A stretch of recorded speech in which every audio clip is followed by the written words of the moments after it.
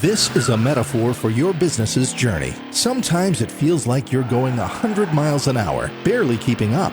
But to cruise through challenges, you need someone who's right there with you. That's what Dell Technologies advisors do. They have the Windows PCs and tech advice you need to get past whatever's in front of you and get where you want to go. Call an advisor today at 877-ASK-DELL. That's 877-ASK-DELL. A start to a simpler experience with Windows 11 Pro. Hey, BA fam, it's Mandra, and I am so excited to be here with our guest today. Her name is Dasha Kennedy. You may better know her as the Broke Black Girl, or I'm guessing like the Broke Black Girl no more, because you have come a very, very long way, and we're going to talk all about it. But Dasha, thanks so much for coming on Brown Ambition. Thank you so much for having me. When I got the invitation, I was super excited about being here. Okay, so you are aware of Brown Ambition. You know that we exist. Because I Yes. definitely know you exist. Okay. Yes. All right, awesome. Well, obviously, Tiffany can't be here, but we send her lots of love and virtual Yes, we hugs do. and all of that. She's continuing her hiatus. But I get Dasha all to myself. So first, we've already connected on like multiple levels. My mom lives in St. Louis. You born and raised in St. Louis? Yes. But you recently had a huge move, Oh, packed yes. up your whole life. Talk to me about that, because we're around the same age. You have two boys. You're raising them Yes. as a single mom, 9 and 13. Is that right? Yes. So you packed up your two boys and you moved to Atlanta in your early 30s, mid 30s. Tell me why, and what was that experience like for you? Well, I was born and raised in St. Louis, and I absolutely love my hometown. I love St. Louis, but I needed a change. I lived in the same apartment for 10 years with my son. I got married in that apartment, divorced in that apartment. I started my business in that apartment. I had another child in that apartment. So it was so much of my life was wrapped into this small 2-bedroom apartment. And it was just time for a change. So already having a friend who lived in Georgia, I was coming to see her a lot. And when I came to Georgia, it felt like home. I don't know if that's just like, Southern hospitality, but it felt like home. So the last time I had to leave, I knew that when I came back, I was going to be staying here. So I decided January of 2021 that I was going to move before the end of 2021. And I moved June 2021. I packed me and my boys up with just one suitcase. We gave away everything, sold everything, and we moved here and we started completely over. And it has been a whirlwind, but I think it was probably the best decision that I ever could have made. All right. So you have obviously a successful business, the Broke Black Girl, and you're independent. I mean, you really are in a situation like I think a lot of people realized after the pandemic and even before that in your case, where you're not tied career wise to one Right. city. But still moving, I mean, that, and especially moving a family with your two boys, that must have been, I mean, it sounds like you had to prepare months and months. What was that financial preparation like for you to move, and what all went into it? Oh goodness. The very first thing that I knew that I knew that I needed to do was reduce my living expenses as low as possible. So this was a tough decision, but it was a lot of inner work that I had to do because I moved back home with my mom. So I was Ooh, so I've here been I am. there. And I love my mom, and it was an amazing experience. But at that time, here I am. I have two children. My boys are, they're older. They're accustomed to us having, our own space and doing our own thing at our house, not really having to abide by someone else's rules. But I knew that in order for me to make this possible and save money, I needed to reduce my living expenses as low as I could. And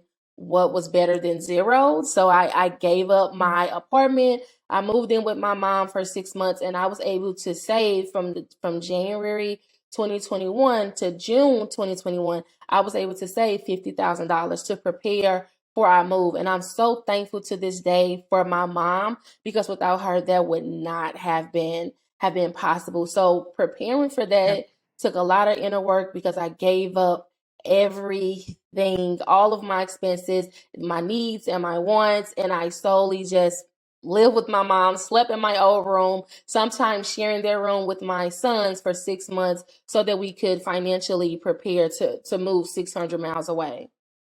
What was behind the decision to get rid of everything? I mean, moving with one suitcase. I just told you I took a 2-day trip to Georgia with my son and my husband, and we took like 4 suitcases. It was Oh, ridiculous. For How and me, why? it was symbolic to letting go. One of the things that I Mm, learned about me really with money is that sometimes we have a connection to something because we bought it. We feel like we have to keep it forever to get our money's worth. But for me, I mean, once I bought it, the money is gone. So it was hard for me to let go of a lot of things. So I had to work through that. But I've lived in that space for 10 years through so many different stages of my life. So much of me was connected to stuff that when I mm. moved, I just wanted to start over. So I gave away everything. Like when I think about the bed that I had, I loved my bed, but I've cried in this bed. I went to bed angry, in this bed. So much of my life over the last 10 years, so many different stages was connected to things. I didn't want to take anything like that with me when I relocated. That's beautiful. And it's so symbolic, and it's also, isn't that what we mean by a fresh start? And Yes. even the symbolism of you have, like, what if you had hauled all that stuff with Yes. you? Would it have felt like a brand new space? So you went and got all new furniture. I see your beautiful little sitting area back there. But you've been in Georgia for 6 months. Was $50,000 enough? What do you, if you can look back on that big move, how you prepared, what are you, and now you're 6 months removed from it. How Mhm. do you feel about the way you approached it? What may you have done differently or the same? I would say $50,000 was more than enough. It really could have been less. It wasn't as expensive as I thought it would be. Planning ahead made it so much easier. There were some things that did catch me off guard because I hadn't rented a place in 10 years. I was completely out of the loop as to what was going on now with renting, the all of the different additional fees that were included when trying to get a rental property. Should I purchase a home? Like I was facing a lot of things that I hadn't had to think about for 10 years. So if there was anything that I would have done differently, it would have been to stay involved, even though it really didn't matter to me at that time, but to stay involved with the current times when it comes to renting and buying a property and the housing market.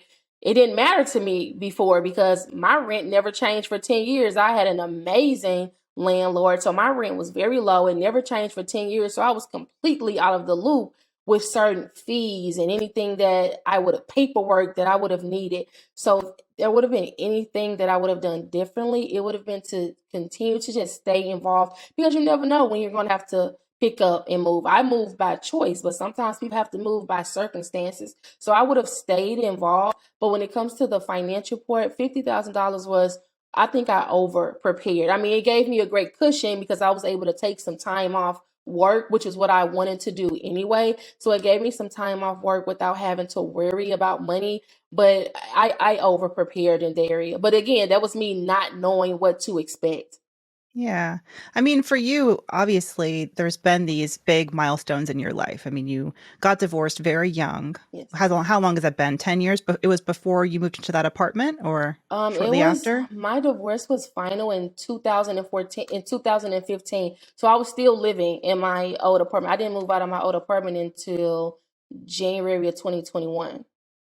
I gotcha. Yeah. I mean, so much of your early to mid 20s, I mean, you went through a lot. Yes. So you had 2 kids, you had been divorced. I mean, you've had a whole lifetime, which I'm sure was so traumatic for so many reasons. And I'm sure, I don't know, maybe you would differently, but you wouldn't like raise your hand to repeat maybe some of those experiences because they were, challenging. Hmm. But at the same time, part of me is like, damn, you got a master class in hard knocks and and in resiliency. So if you can sort of look back at, let's start with, maybe wherever you want to go, either the divorce or being a young mother. But if you can go back and sort of look at the way that that impacted your approach to finances and sort of led you on this path toward educating tens of thousands of Black women at this point, in how to improve their finances, how do you think that has impacted you for the better and maybe for the worse? If I had to go back, I would start when I was 19. That was when I had to tell my mom that I was expecting a child. So I was fresh out of Mm. school. I had decided early on that I didn't want to go to college. And this just goes to show how little I knew about finance at the time. I was out of high school, but I worked at a retail store. And they told me, once you graduate, we'll let you work full time. So I'm thinking like, oh, wow, I'm going to be making so much money. I think I was making like $7 an hour at the time. And I was like, oh, wow, I'm going to be able to work full time. I'm going to make so much money. I'm not going to college. I don't, I don't need to do that because I'm going to be making more money. And it wasn't that I just decided not to go to college. It was that I didn't have a plan for anything. I just thought from part-time to full-time means more money. I guess I'm doing something right. And so my mom, she sat me down and she said, "Hey, listen, if you're not going to go to college, if you're not going to plan to do anything else, if working is what you're going to do, you need to start considering a job that's going to come with some perks, some benefits, some type of 401k package, which my job at the time was not offering any of that. And so my mom, she introduced me to a position at a company she was working for, which was a financial institution. So this was my first introduction to Black women, helping other Black women in the finance space. Now, although this was my mom, this was my Mm. first experience with that. So my mom introduced me to the finance industry. I already got my first job at 19, and then shortly after, I was pregnant. So it was very tough for me at that time because I'm making more money. I have benefits. I have insurance. I have a 401k, all of these things that I didn't even know existed. And I went immediately into now having to use this newfound money to take care of someone else. So my Mm. experience with money was shifted very early before I can even get a hold on what finance or personal finance meant for me as an individual. I immediately went into having to care for another child. And this shows a lot in the work that I do today in personal finance because it's very centered around community. A lot of it is individual, but I really play a part on how important community is for people that are on their personal finance journey because community was really the only thing that helped me make it through financially when I was very young because I was experiencing a lot of things before I had even experienced life. I was experiencing things that had completely shaped my view on money, what money meant to me way early. So Mm. after having my first child, my mom again, she stepped in and she said, "Hey, listen, you have a child now. He's here. There's not anything that we can do about that. But I know that you don't know how to be a mother. You would think that it would come to you naturally, but the truth of the matter was I was 20. I didn't know anything. So my mom, she told me to quit my job, to give up my apartment, and to move in with her. Again, my mom's coming through, the amazing woman she is. I'm To seeing that Yes, superhero. yes, she told me to give up my apartment, to quit my job, move in with her, and let her teach me how to be a mom.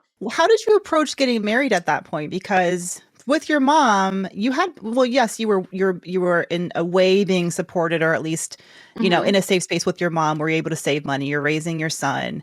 And when you approached marriage, and I, even through my coaching program and myself, I think when you have your own income as a woman and you have a child and you're going into a new relationship, what were the emotions like then, and how difficult was it for you to think about merging your finances, if at all, with a Oh, new partner? And how did y'all navigate that? so after living with my mom for a while, and I left in a much better position. So by the time I left my mom's house, I had saved up money from McDonald's. I was able to get my old job back that I quit. I was able to go back there and I purchased a car and got a new apartment. So now my mom gave me what would have been considered a head start. And instead of me using that head start and just hitting the ground and going, I was just so excited. By now I have money, my own money, I have a car, I have a better apartment, and I went immediately into a paycheck to paycheck lifestyle. So it was like I Mm. still didn't know. Now I'm still young. I still didn't know, Yeah. what to do with this newfound what I would have thought to be back then financial freedom. I didn't know what to do with that. And so I started dating. And when I met my ex-husband, I don't even remember us ever talking about money at all. He seemed like a good guy. He thought I was a good girl. I think we was like, hey, let's date. And then next thing you know, he was living in my apartment. Now we're together. Now we're getting married. We never once had a conversation about money, bills, who's responsible for what. It was just like, we know the rent is due, so however the rent gets paid, it gets paid. We know that, and to be honest, I probably was paying them just out of habit. But what happened in that situation was we never discussed money at all. And now we get married. And I remember my mom, she asked me, she was like, are you sure this is what you want to do? Again, I'm still super young. So I'm like, yes, I'm in love. This is what I want to do. We get married September. By January, I filed for divorce. Wow. That fast. What were some of the red flags? I mean, obviously, it takes two to tango, right? I mean, it's a two-way street communication. So didn't talk about finances, but what else? What else? And financially, it must have been really terrifying to also go through a separation. Did you come to rely on him financially at that point? And, what was that like? And it wasn't as much as I relied on him financially as much. I didn't know that I was relying on him financially until when we separated. It dismantled a shared financial life that I didn't even realize existed.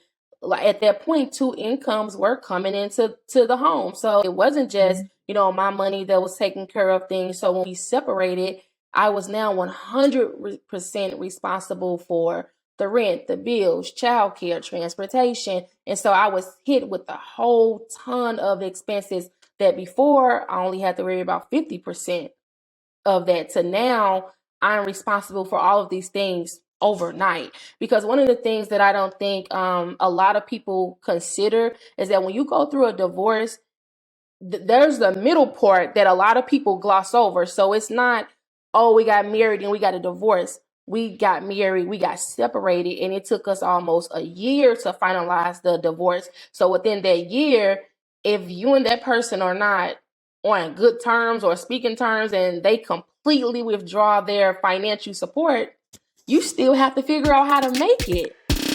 Hey BA fam, Brown Ambition is proud to be sponsored by BetterHelp Online Therapy. Relationships take work, especially the most important one you can have in your life, your relationship with yourself. A lot of us will drop anything to go help anyone else we care about. We'll go out of our way to treat other people well. But when it comes to ourselves, do we really give ourselves the same treatment? So this month, BetterHelp Online Therapy wants to remind you that you matter just as much as everyone else does. And therapy is a great way to make sure you show up for yourself. BetterHelp is online therapy that offers video, phone, and even live chat sessions with your therapist. It's much more affordable than in-person therapy, and you can be matched with a therapist in under 48 hours. Give it a try and see why over 2 million people have used BetterHelp Online Therapy. Brown Ambition is sponsored by BetterHelp, and Brown Ambition listeners, that's right, BA fam, you get 10% off your first month at betterhelp.com/brownambition. That's BetterHelp.com/brownambition. So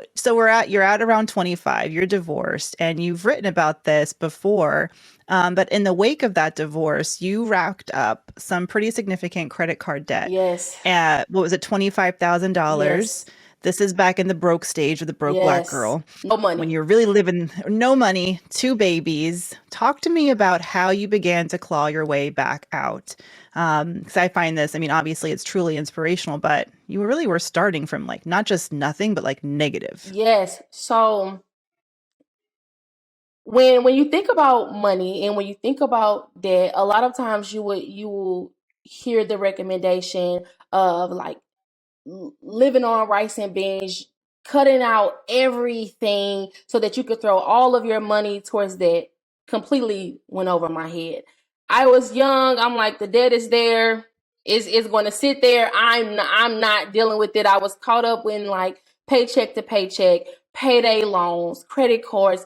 I was trying to do anything possible to bridge the gap between my living expenses and my income. Because before I was only responsible for 50% of the household expenses, or so I thought. It could have been more, it could have been less, but in my mind, there's two incomes coming into the household. We were taking care of the expenses to now I am 100% responsible for everything. So the thought of reducing expenses never crossed my mind in the beginning. I was, again, emotionally attached to everything that I had, that I thought like, okay, instead of reducing anything or cutting out anything, I'm just going to figure out a way to just cover what I had. And sometimes that looked like working overtime, or it looked like getting an advance on my paycheck, or getting a payday loan and then getting another payday loan to pay off that payday loan. It was a horrible cycle. It was a horrible cycle.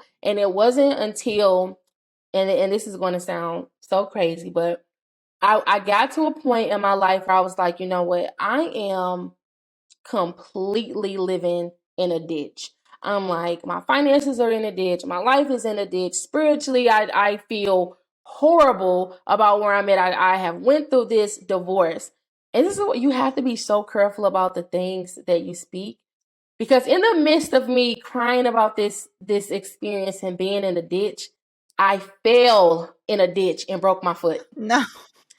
I fell in a ditch and I broke my foot, and this took me out of work.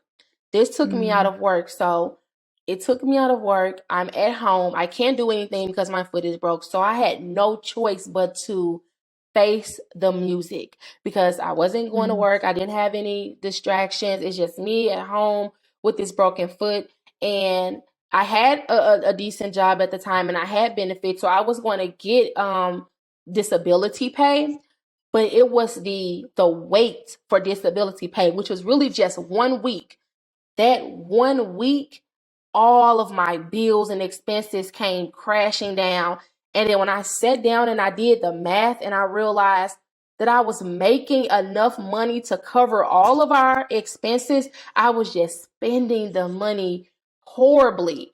But that 1 week, me having to wait to get paid and having to penny pinch and figure things out, was the first time I sat down and I actually created a budget, and I created a debt management plan. And this is when I learned the importance of communicating with your lenders, because there was a lot of things that I did. I used transportation instead of purchasing a car, which I could afford a car, but I couldn't afford a car and pay off debt. So instead of getting a car, me and my children, we used public transportation. I reduced my living expenses. I was living in an apartment at the time. Our rent probably was like $2,000 till I moved to an apartment, which is where I ended up staying for years. I moved there, and my rent was at the time $475. My rent only went up one time, and it ended up ending at like $550. So I reduced living expenses. I cut back in as much as I could. And I used these methods to slowly start throwing my free money, which was now free money to me, towards my debt payments. And this is where I learned how important it is to communicate with your lenders, because I had experienced what would be considered a life-altering financial hardship, which was a divorce. There were a lot of programs that were available to me that I would not have known existed if I didn't pick up the phone and just ask. And just say, hey, I know that I have this debt. This is what has happened in my life. My income has changed. So I was able to get on a few different programs that made paying off my debt much easier. And that is how I slowly but surely started to work my way up to paying off a ton of the debt that I gained after the divorce. Can I ask you a weird question? Yes. Have you ever gone back to that ditch? No, you know what? I have not been back to that park. I was at a birthday party. I have not been back to that park. I feel like you should go there and put a plaque. And here on this spot, in whatever day it was a new beginning for Dasha Kennedy. Oh my goodness. Because I mean, that feels like such a significant, we were talking about symbolism, such a significant moment. Yes. I thought about that quote from Oprah, where it's like, sometimes the universe or God or whoever you believe in throws you a pebble, and if you don't feel the pebble, then it's a rock, and if it's not a rock, then it's a brick, and then maybe it's a brick wall. And I feel like that you falling in the ditch was just like someone up there was like, sit down, Yes, Daisha, just sit yes, down. yes, I mean, obviously, you've come such a long way. The Broke Black Girl, you launched that in 2017. Is that right? yes, 5 years ago, and you've built this massive community. I mean, tens of thousands of women.